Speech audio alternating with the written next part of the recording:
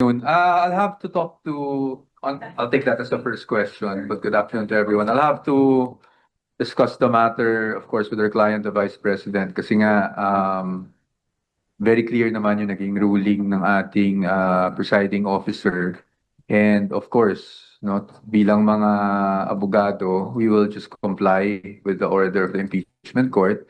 So sa atin, medyo risky na rin talaga kasi, no? And there are times when your questions also would put us in a corner to answer certain things that might delve into the merits. And it's not your fault, no? Of course, just doing your job. But because of the ruling, I need to discuss the matter with the Vice President. In fact, I want to apologize dun sa mga nakaschedule ko tonight and tomorrow na interviews because I messaged the people concerned and I begged off from the interviews.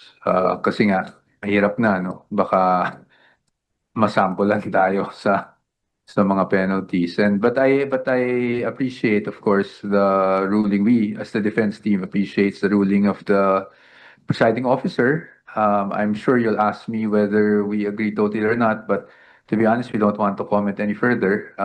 Sa atin, yun ang ruling ng court at kahit naman sa regular courts, no, kung ano ang ruling ng court, susunod lang talaga tayo. May kapalit. Wala pa eh, sa ngayon wala pa, but I think it's important to have one, definitely. Of course, we'll consider yung suggestion ng ating presiding officer na in fairness to him, matagal na naman talaga niya sinuggest. So, and I've taken that up with the Vice President. So, siguro ngayon meron lang sense of urgency.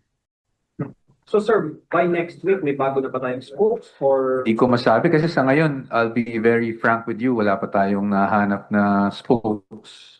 So wala akong sinisekreto na may spokes na nahanap pero wala pa talagang nahanap. So to be honest, I doubt no kung meron na next week. But may on my part at least, no. Siyempre, this has to be discussed with the Vice President pa. But on my part, mukhang may sense of urgency dahil mahirap naman kung wala rin kayong nakakausap. And kung wala next week, what will be the remedy of that? Well, someone who can really explain the process well, someone who can laymanize the process para sa ating mga kababayan, and someone who will be consistent with whatever the defense wants him or her to say, sa media, para hindi, kumbaga, naguguluhan ng taong bayan natin kung ano ba talaga yung posisyon ng depensa. So, yun naman talaga yung basic quality, someone who can really communicate well. And when we say communicate well, it means someone who can laymanize this very technical process. And a lawyer. Hindi pa namin napag-usapan. So, of course, it's always easier to understand legal processes if you're a lawyer, but that does not mean, we're not trying to take anything away from non-lawyers kasi marami din naman tayong non-lawyers na magaling rin mag-explain at mabilis maka-pick up, diba? So, ayokong i-box into just a lawyer. But definitely, again, I'll repeat, I think there's a sense of urgency on my part to have someone speak for the team. It says si VP Sara, especially kanina po, during the explanation of Senator Chis Escudero, meron naman siyang sinay po na not all party, may mga parties na commendable for, working around the rule of subjudice. Paano ba naging si VP Sara na kayo pa rin? Well, tayo, susunod lang din naman tayo sa kliyente, but of course, I will also provide her with my opinion on matters.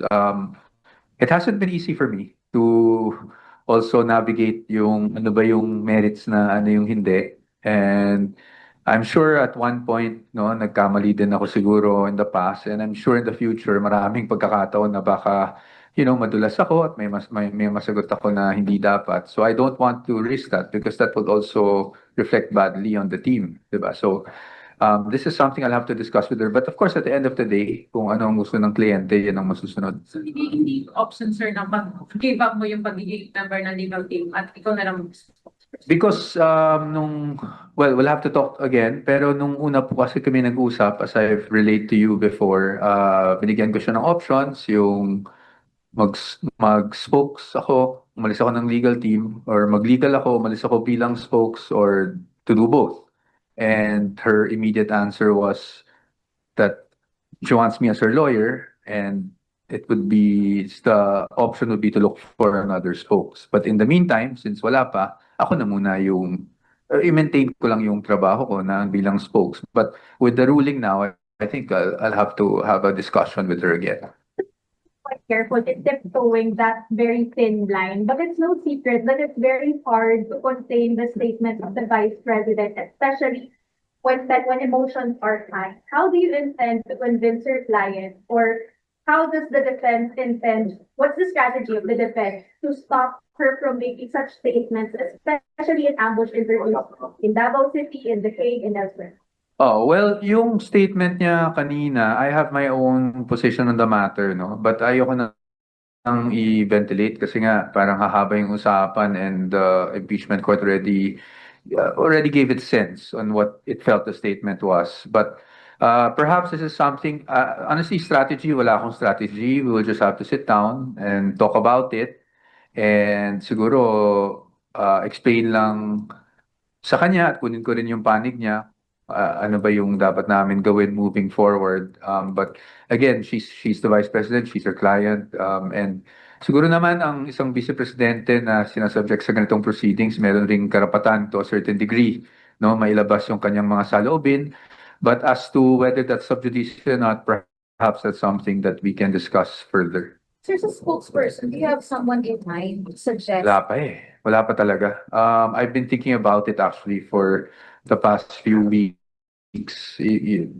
Halos a month na nga yata. And it's not something that I've been thinking about alone. Even the vice president and I have been discussing it, no, back and forth. Pero sa totoo lang wala pa. Wala pang names even. After din po kaya na you will be testifying for next week? Wala naman kasi yung pag-testify ko nung pre-trial pa lang alam na namin yun. So it's expected. So wala namang akong problema doon. Kaya nga I think the presiding officer did not even see the need to issue a subpoena. So alam naman nating darating tayo dyan. Yeah, because I already said my piece during the Committee on Good Government, no? And basically it will just be a repetition. Attorney, kanina, nabanggit nga yung sinabi yung statement ni VP. And of course, di pa siya covered, ano? Kasi Perspective kasi. Di naman active yun eh. Pero pinapasabihan siya ni presiding officer. Of course, i-relay niyo sa kanya yan. I will relay what the presiding officer mentioned earlier today, and then tingnan na lang natin kung ano yung maging usapan namin ukol dyan. Hindi ko pa I don't want to preempt kung ano yung sasabihin niya sa akin. Apologies, sir. Pero kanina po, the prosecution said they're modeling the possibility of raising yung exceptions doon sa sub judice rules, especially the ABS-CBN versus Sactapuan case, yung Fair commentary. fair commentaries po. Mag-o-oppose po ba? Depende in case i-raise yun ng prosecution. Wala, sa akin, I don't see any reason to oppose at this point. Of course, I'm speaking for myself as a spokesperson, no? I need to discuss this also with the rest of the team. So, ano muna, no? Ayoko muna magbigay ng categorical na sagot, but just to give you a quick answer, sa atin naman, if that is raised by the prosecution, we will just wait for the ruling of the court and we will just comply kung magkaroon naman ng pagbabago o wala. Sir, realistically, knowing VP Sara, makakapag-comply kaya siya na magsalita regarding sa impeachment trial niya? Well, pag-usapan namin, ma'am, itong mga bagay na to ay kasi actually first time naman talaga nagkaroon tayo ng full-blown impeachment trial concerning her. So pag-usapan muna namin, I cannot say kung realistically or what. I don't want to speculate. So I'll just have a talk with her. I'll discuss everything with her. And then tingnan natin kung ano yung magiging reaction niya. Pero pagdating dun sa mga statement, do you think sunod naman si VP dahil for statement naman yan, hindi naman ambush interview? Hindi ko masabi. Hindi ko masabi sa ngayon. But syempre, lahat naman tayo gusto mag-comply kung ano man yung naaayon sa batas and sa rules. So it's just a matter of really, defining what is really sub judice or not, diba? Hindi naman siya total gag order na wala kang pwedeng pag-usapan, diba? It's just really kung ano ba talaga yung saklaw lang ng sub judice, which is really the merits of the case, no? Meaning kung ano yung contained in the pleadings, kung ano yung relevance ng mga ebidensyang pinipresenta, kung ano yung credibility ng witnesses, di ba? Yun ang manang saklaw pag sinasabing merit. And that's also found in the ABS-CBN case. I think it's ABS-CBN versus Ampatuan. I'm saying. Attorney, sorry, I have to ask lang. Kasi si Claire Castro, sinabi nga niya na may enough evidence that convict ni Sarah. Do you have any comment kay Ate? I'd rather not comment. I'd rather not comment. But I did see that yesterday, but I'd rather not comment. Congressman Terry Dito na start, yung ombudsman would start the investigation or case against Philippines. Well, I think that was discussed in the budget hearing yata. And these things naman these concerns are really brought up in budget hearings. I've experienced budget hearings myself. So that's okay for me. Wala naman tayong wala naman tayong issue.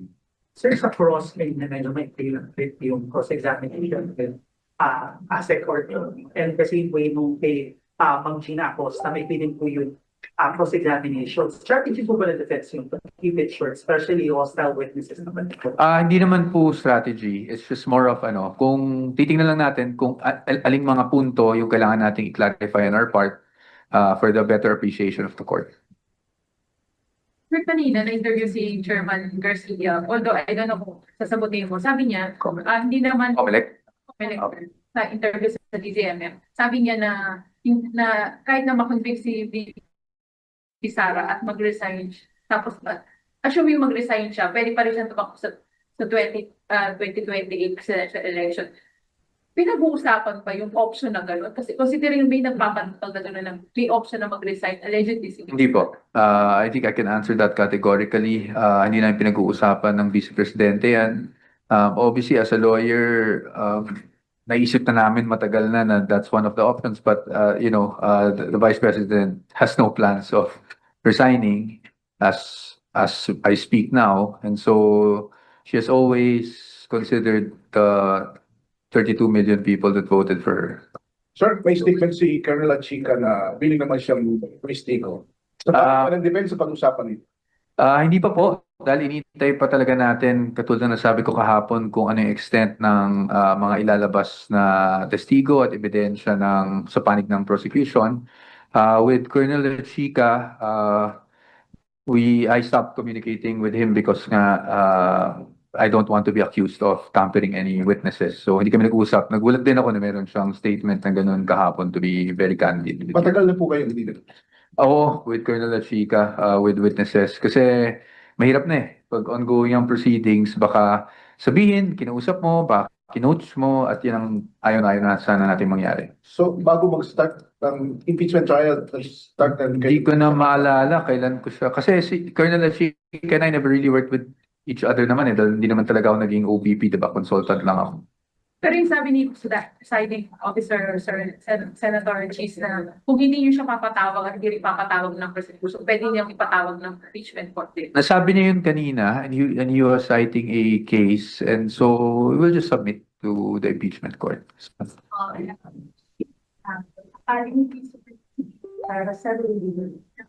Well, according to, and I'm just being factual, no? Kasi hindi naman siguro sub judice ito. According to what was said kanina, there are penalties kasi lalo na pag abogado ka. Pag abogado ka, pwede sila mag-refer sa Office of the Bar Confidant or yung IBP or meaning Supreme Court, no? Para sa administrative case laban sa isang abogado. Take the witness. Sorry, when you take the witness stand, sir, as a witness, what are the limitations if ever sa part mo or no holds part ka? Ano yung mga process? Sa akin, basta ayon sa personal knowledge ko, as you know, sasagutin ko, as much as possible. I don't want to, of course, invoke attorney-client kung di naman kinakailangan. But syempre, pagdating sa discussions ko, I mean, yung nalalaman ko na bilang nung naging abogado na ako ng ating Vice Presidente, syempre, yun ay saklaw ng attorney-client. Pero yung nung panahon naman na nasa DepEd ako, I think dapat naman sagutin ng mga tanong na yan. And I've always maintained that position.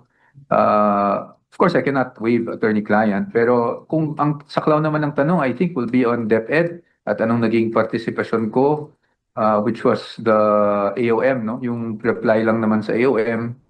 Sasagutin ko naman yan, katulad ng ginawa ko sa House. And I think tama lang naman na sagutin ko siya kahit dito. Thank you everyone.